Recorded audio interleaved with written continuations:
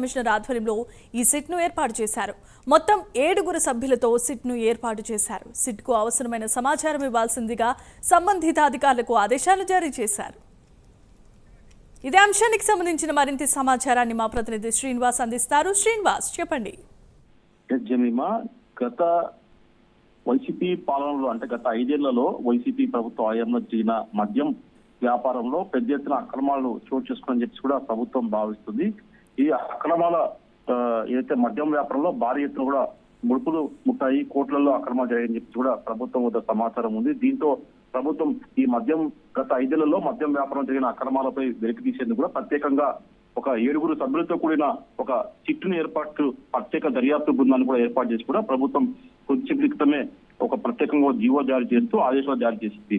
అయితే Vijayawada city commissioner IPS అధికారి రాజశేఖర్ బాబు ఆధ్వర్యంలో కూడా 7 బృంద సభ్యులతో కూడా ఈ సిట్ ను ఏర్పాటు చేస్తూ ప్రభుత్వం ఆదేశాలు జారీ చేసింది.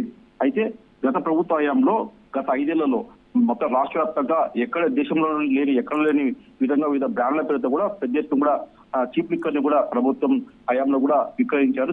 దీంట్లో పలు కంపెనీల ద్వారా కూడా గత ప్రభుత్వంలోని పెద్దలు కొందరు మద్యం మాఫియాని పెంచి పోషించాలని చెప్పేసి కూడా ప్రభుత్వం భావిస్తుంది.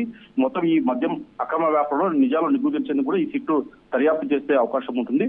విజయవాడ సిపి రాజశేఖర్ బాబు ఆధ్వర్యంలో అలాగే 2 అడిషనల్ ఎస్పీలు కొల్లి శ్రీనివాస్ అడిషనల్ ఎస్పీ, అలాగే హరిబాబు అడిషనల్ ఎస్పీ, అలాగే డోన్ డిఎస్పీ శ్రీనివాస్, అలాగే సిఐ శివాజీ, అలాగే సిఐ నాగ శ్రీనివాస్ ఆధ్వర్యంలో కూడా ఈ సిట్టు ఏర్పాటు చేశారు. సిఐడి డీజీపీ ఆధ్వర్యం నేతృత్వంలో ఈ సిట్టు పనిచేస్తుంది. రాష్ట్ర వ్యాప్తంగా జరిగిన ఏదైతే మద్యం అక్రమాలు, మద్యం వ్యాపార కంపెనీలు డిస్ట్రిబ్యూటర్లో జరిగిన అక్రమాలపై కూడా ఈ సిట్టు పూర్తి స్థాయిలో దర్యాప్తు చేసే విధంగా కూడా ప్రభుత్వం ఆదేశాలు జారీ చేసింది. అయితే ఈ విచారణలో ఎక్కడైనా సరే ఏ ప్రభుత్వ కార్యాలయంలో నేరుగా ఈ అవసరమైన సమాచారం విచారణ కోసం అవసరమైన సమాచారాన్ని ఇచ్చే విధంగా కూడా ప్రభుత్వం స్పష్టంగా ఆదేశాలు జారీ చేసింది. సిట్టుకు పూర్తి అధికారులు కూడా కల్పించింది. ఏదైతే భారతీయ నాగరిక సురక్ష సన్నిహిత చట్టం ప్రకారం కూడా ఈ సిట్టుకు ప్రత్యేకంగా అధికారులు కూడా కల్పించింది. మొత్తం ఏదైతే ఈ సిట్టు బృందంలో తిరుపతి రెడ్ శాండిల్ ఐపీఎస్ ఎస్పీగా ఉన్న ఐపీఎస్ అధికారి ఎల్ సుబ్బరాయుడు కూడా ఈ సిట్టు బృందంలో ప్రత్యేక అధికారిగా కూడా ప్రభుత్వం నియమించింది.